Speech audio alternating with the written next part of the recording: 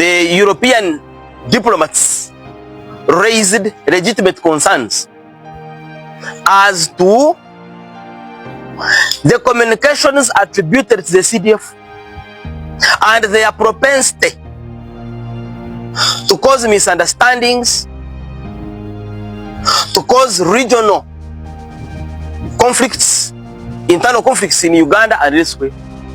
Those were legitimate concerns. They also raised legitimate concerns as to violation of human rights, including torture of the people of Uganda. Now, Bwana Andrew Mwenda, that had nothing to do, what they stated had nothing to do with race. Every living thing on this earth cherishes freedom. Every living thing cherishes freedom, even if it is a domestic animal, and I'm sure even a wild one. You look them up, the animals, you will see them struggling to get out. They keep close to the entrance. Even if it is a puppy, they struggle to get out of a cage. The reason is simple. Every living thing inherently cherishes freedom. So Bwana Andrew Mwenda, to go to a meeting of diplomats and genocide, instead of addressing the concerns, discussing the concerns raised by the European Union diplomats, you dwell on race. That was brutality. When did we become better than the colonialists in the first place? When was that? The schools you attended, at least I know some. Nyakasura, Mbarai School, Muhoozi. You, the Ugandans, you, the black Ugandans, the Pan-Africans, where are your schools? Where are they? Those established by you, the Africans, who cherish the African values, who think that the European, the colonialists, did so bad, and that you are doing very well. Where are your schools? Where are your hospitals when you return to Fort Portal City, your city? Where is your hospital? Where is it? Where is your hospital? It is not there. You who love Africa, who love Uganda.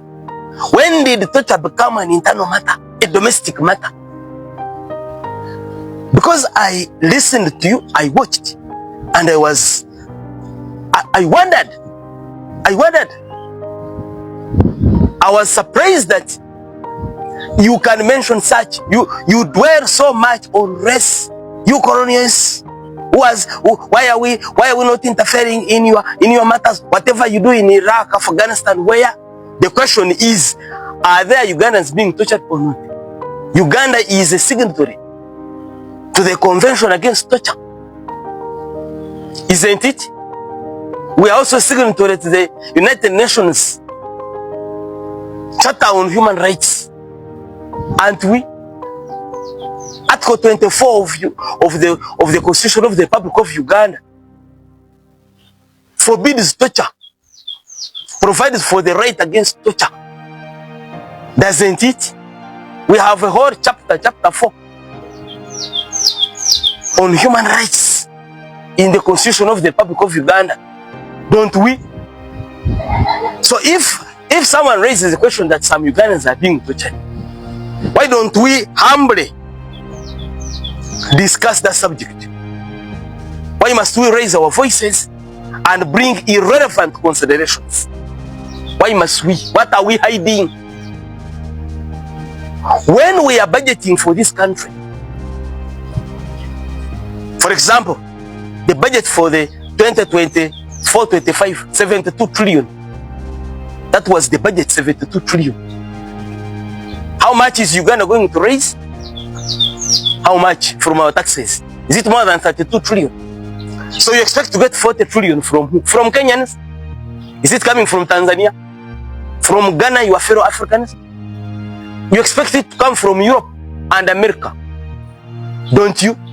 So if you want to beg from Americans, you want to beg from Europeans, and you don't want them to talk about your human rights record, are you being sincere to yourself? When they tell you, when they ask you about your budget, you spend sleepless nights writing documents to convince them to give you money. When they ask about your human rights record, you say you are Europeans. These are our internal matters. What is internal about torturing a person or killing a person? What is internal? It is internal to who? To their mother, to the father of that person, to the children of the tortured or killed, to who? To their clan, to who? It is internal, it is domestic, to who? Because it can't be domestic to Uganda. If a person is tortured and we are discussing domestic affairs of Uganda, are you convincing their relatives? Because I even saw Andrew Mwenda's Twitter communication on Twitter, on his Twitter handle, trying to emphasize what he briefly talked about before the diplomats. And I wondered even further, do you expect the relatives of the tortured or the persons who have been tortured to be part of the audience you were addressing on your Twitter handle? Are they also expected to see, to watch, to read, to internalize what you wrote? Why should the Ugandan be tortured? We have courts of law. Yeah, we have them. We have them. So the diplomats raised a legitimate concern. You, the people who claim to love Uganda so much, where is your love? Where is the evidence? Where is it? It is not here. It is not there. The roads that they left, Kampala Kasese road, you move from Barara to Kasese now, and see. In the Europeans leave that road, was it not there? Was it not there? Yeah, before they left, there was that road. Was it not there? Even the schools they left and hospitals. And didn't I see a justice of the Court of Appeal, Irene Munyagonja, complaining about Marago Hospital, Ward 6B? Didn't the Europeans live here, Marago Hospital? Was it not functional? You, the Ugandans who love Uganda so much, is there insulin? You say you love Uganda, is there insulin? So you are lecturing whites, you are lecturing the Europeans about what? Exactly what is Ugandan? What is Uganda that you are trying to defend? That Ugandans will fight for their rights, they don't need lectures from Europeans. They will lecture you because freedom comes directly from God. I've told you about animals, domestic animals. You cage them up and see. Even if it is birds, the chicken, they struggle to get out. Freedom is inherent. It comes from God. It doesn't come from anybody, by the way. So, if you people love Uganda, you love it so much, why is it that from 1962 up to 2025, many Ugandans have killed many Ugandans? Who killed the Batwa? Was it a Ugandan? Was it a European? Frank Carmuzo was killed by a European? Who killed Bagisu? Was it a European? About Kakuichiri? Was it a European? Who is killing people during elections? Political violence, who is killing them during elections?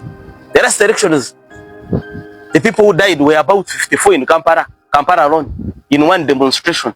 Who killed them? Were they Europeans? So from 1962, when the British left, up to 2025, how many people have died? Extrajudicially, how many people have died? Have they been killed by Europeans? So you who claim to love Uganda, why is it that you have not stopped these killings? And it is now the people you call colonialists who come to you and say, you are killing your own relatives, you are killing your own people. And then you say, leave us. You also killed us in the past. Really? What type of logic is that? Therefore, my view is, this is a globe. We are one. There are things we don't know boundaries. Human rights knows no geography. I'm sure you studied geography. Either at Nyakasura, or High School, or Mwiri. Was there a topic in geography called human rights? So why is it that when we start speaking about human rights in Uganda, you bring in geography? You are not Ugandans. You come from outside Uganda. You are talking geography. You are talking geography. Therefore, the interventions of the European diplomats are timely. In fact, they have come even late. They should have come earlier. Maybe some souls would have been saved. Someone is arrested today. Instead of taking them to court, you hear basement, you hear what? Then they appear in court, they are limping, they are bleeding. What is that? When they ask you, you talk about you being a Ugandan and the one who is asking being a European. Do you make sense to yourself? Can we stop pretending and address the core issues of humanity? Thank you.